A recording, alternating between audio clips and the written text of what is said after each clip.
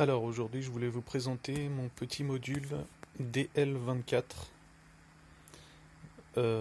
Donc c'est un petit circuit qui permet de décharger les batteries et on a un petit afficheur qui permet de visualiser les ampères-heure, la tension, l'intensité à laquelle on décharge la batterie. Donc comme ça on mesure la capacité réelle de la batterie. Alors c'est un module équipé de résistance avec un dissipateur et puis un petit ventilateur. On a une alimentation 12 volts qui est fournie. Donc c'est un petit transfo avec un adaptateur secteur. Donc moi j'ai raccordé sur une prise avec un interrupteur. Comme ça je peux le couper d'ici si je veux. Sur le schéma, on alimente le plus et le moins batterie ici sur les bornes A- et A+, et on raccorde d'autres fils sur V+ et V-. Donc c'est pour la fonction wattmètre. Donc on a les ampères et les volts qui seront affichés par rapport au branchement sur les entrées ici. Donc là j'ai raccordé une fiche XT90 directement sur les bornes qui sont là, et j'ai fait mes branchements, tout est soudé ici dans la fiche. Ensuite après j'ai mis des adaptateurs pour réduire là, pour que ça corresponde au branchement de ma batterie. Donc celle-ci je crois que c'est une 14 ampères-heure en 10S, donc 36 volts, et donc je suis en train de la décharger. Je l'ai réglé à une température, une tension minimum de 30 volts. Donc normalement la décharge s'arrêtera à 30 volts. Je l'ai programmé à 3 heures de décharge. Bon là ça fait plus de 3 heures. On voit ici le temps total. Ça fait plus de 3 heures que ça tourne. Et je l'ai arrêté, je l'ai redémarré quelques fois. Comme ça c'était simplement pour faire des tests de réglage. Je l'ai réglé à 3,5 ampères. Et actuellement, donc par rapport à la tension, 3,5 ampères, ça nous fait 116 watts. Donc ici, un seul module fait 150 watts au maximum. Donc tout à l'heure, j'avais réglé à 1 heure de décharge. Et donc au bout d'une heure, il s'est arrêté automatiquement. Et on était encore à... Ici, c'est la tension de la batterie, donc on était encore à 38 volts.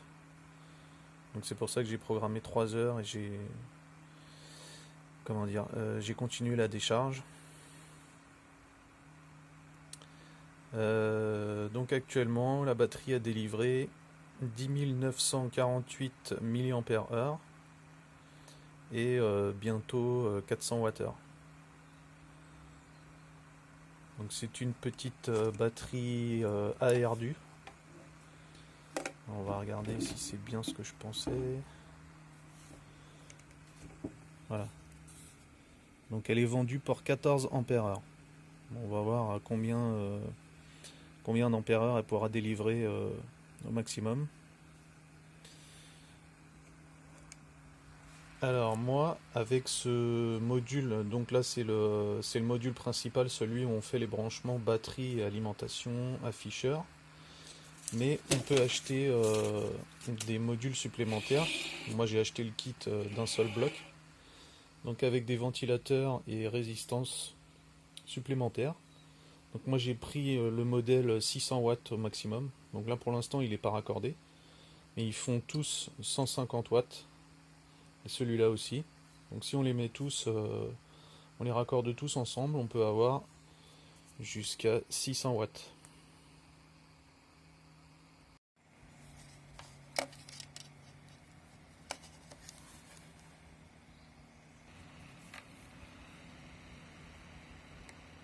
Alors ici en haut, on a les ampères réglés. Ici on a la tension de la batterie. Donc là, le courant actuel de 3,5 ampères, c'est en courant continu, hein, c'est stable à 3,5 ampères, ce qui nous donne 115 watts. Donc c'est le calcul 3,5 fois 33,06, ça donne ici la puissance en watts. Ça doit correspondre à la résistance à la résistance totale du circuit, qui permet d'obtenir 3,5 ampères. Ici donc l'énergie qu'a délivré la batterie en watts-heure, et là la capacité, donc 11 117 mAh. En haut on a le temps de décharge, mais bon là comme je vous disais, moi je l'ai mis sur, à chaque fois qu'on le met sur off et qu'on le remet sur on, on garde l'enregistrement de tout, mais ici ça repart au temps qui était réglé.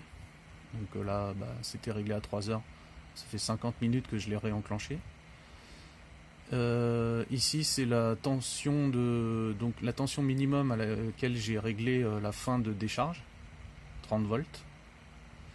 Donc en fait le wattmètre, enfin le module DLP 24 va s'arrêter tout seul au premier des deux qui sera arrivé au bout. Donc soit 30 volts, soit 3 heures de décharge.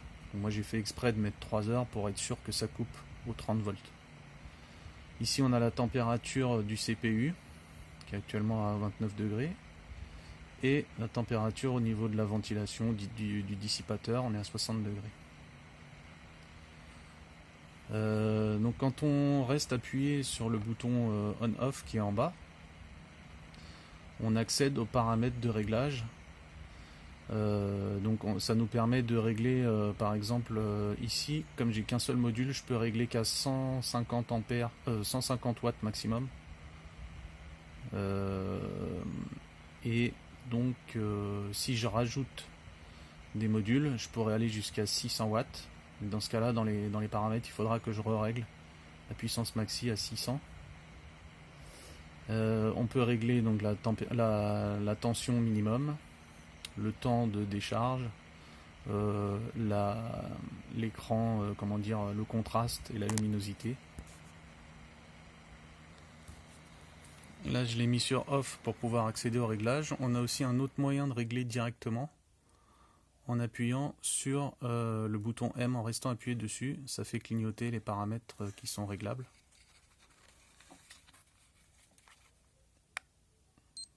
Voilà. Donc là on peut régler la tension.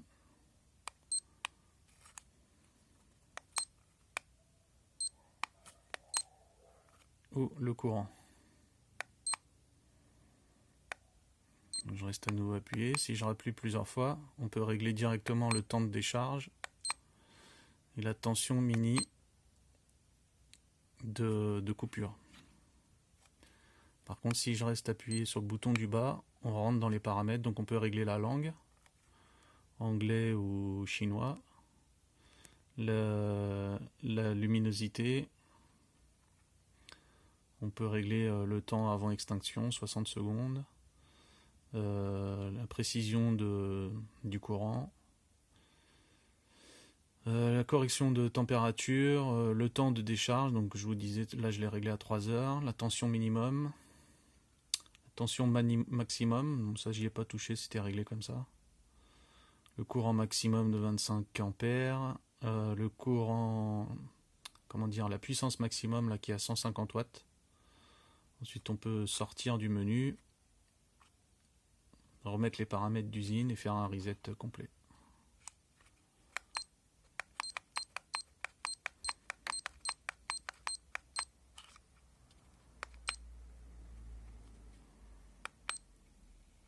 Et c'est reparti.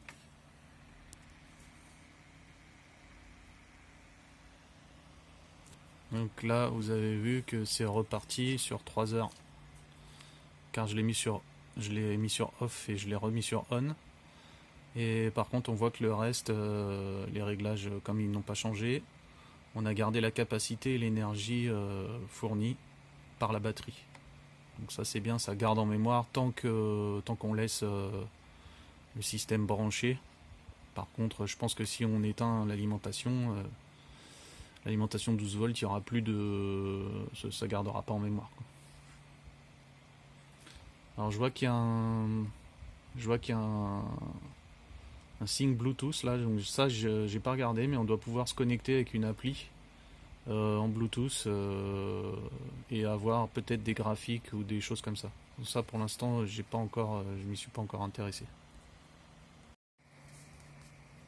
Alors en fonctionnement, si on appuie simplement sur les boutons plus, moins et M, on peut directement changer l'intensité. Donc là avec le M on bouge le curseur. Là il est sous le 5. Je peux mettre à 3,6, 3,7, 3,8, 3,9. Voilà. Là je suis à 4 ampères, donc ça fait 125 watts. Puisque au fur et à mesure la puissance diminue, au fur et à mesure que la tension baisse.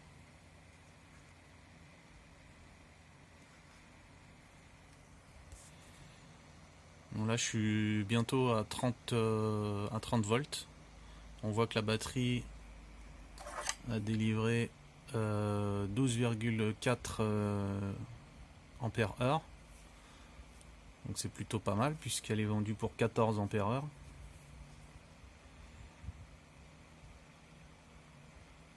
On arrive bientôt à la fin du cycle.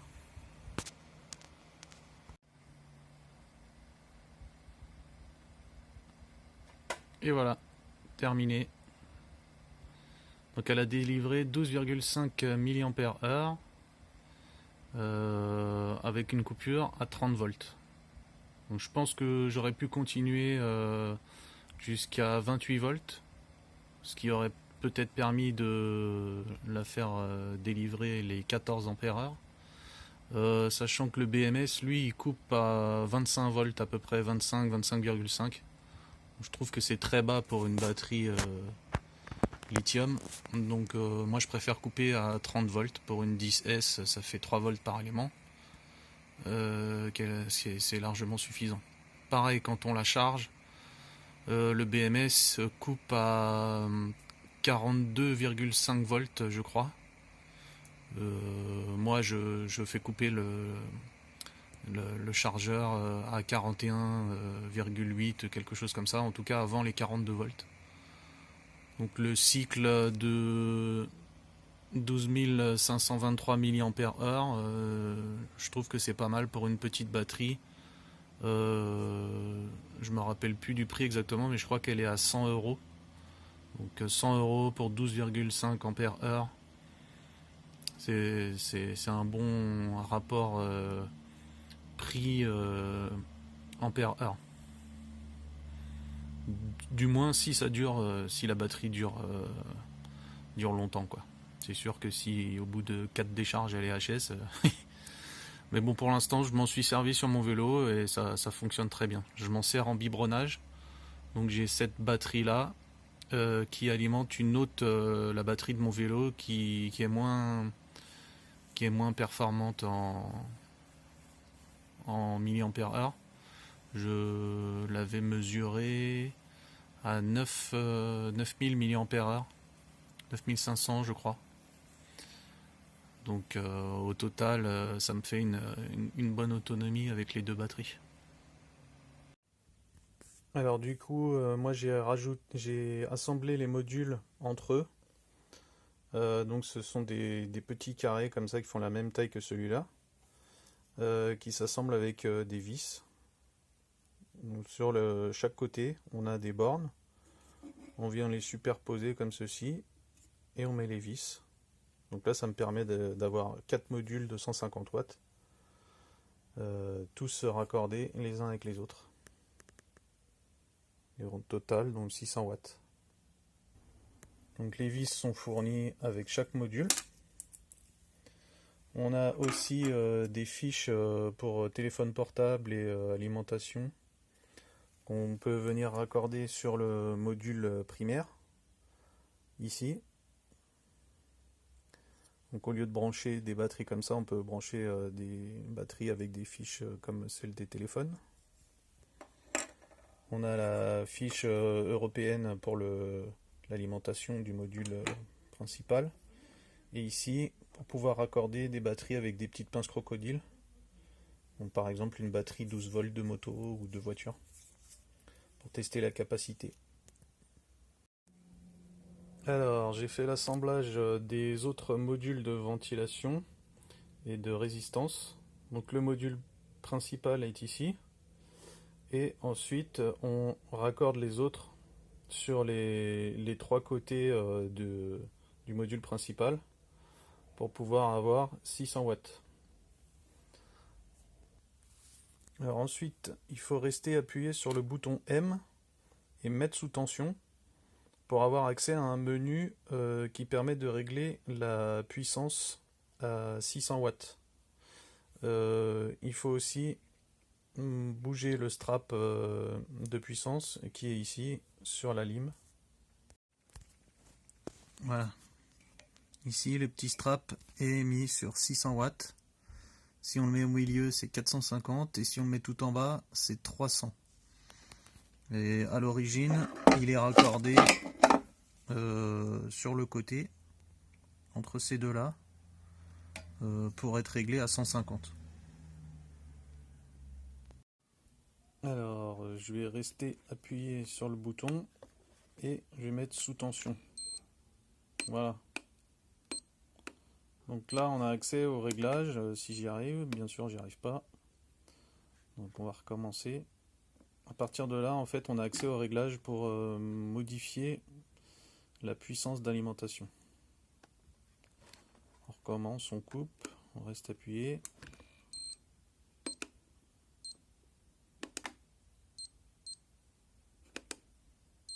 Voilà.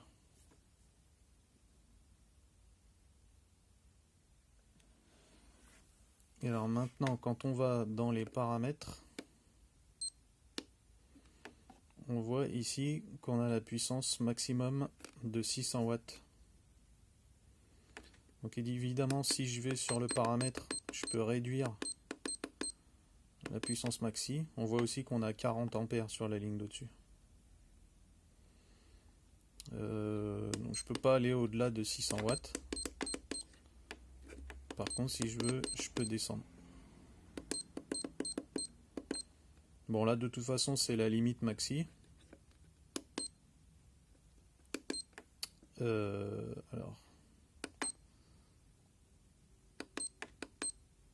c'est la limite maxi, mais si on retourne sur l'affichage principal, on peut régler la puissance qu'on veut.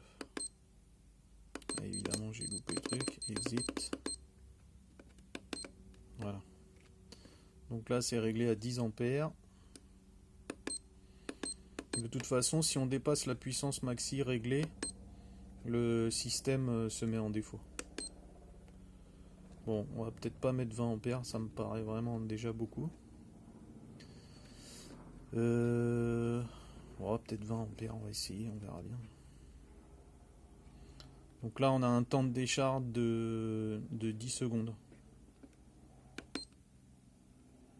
Puissance max, 600 watts dépassé. Bon, bah alors, 20 ampères, c'est trop.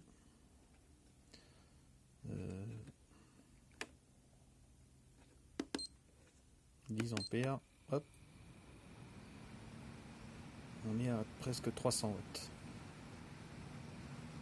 On est déjà à 28 volts. Ouais, je vais arrêter. Oups. J'ai pas envie de bousiller la batterie, elle n'est pas assez chargée. En tout cas, on a vu que là, les 10 ampères passaient. Je vais essayer de trouver une autre batterie pour pouvoir refaire un test. Alors, par contre, la tension maxi qu'on peut appliquer sur le circuit, je ne sais pas de combien elle est. Faut que je regarde plus précisément la notice. Pour pouvoir accéder aux paramètres cachés que je vous ai montré en restant appuyé sur le bouton M à l'allumage, il a fallu que j'aille voir sur une page internet où on peut télécharger la notice. Donc c'est aussi pour ça que j'ai fait le branchement comme ça. Moi je les avais mis tous en série les uns derrière les autres, mais c'est pas bon. Il faut que les ventilos soient raccordés sur l'alimentation principale.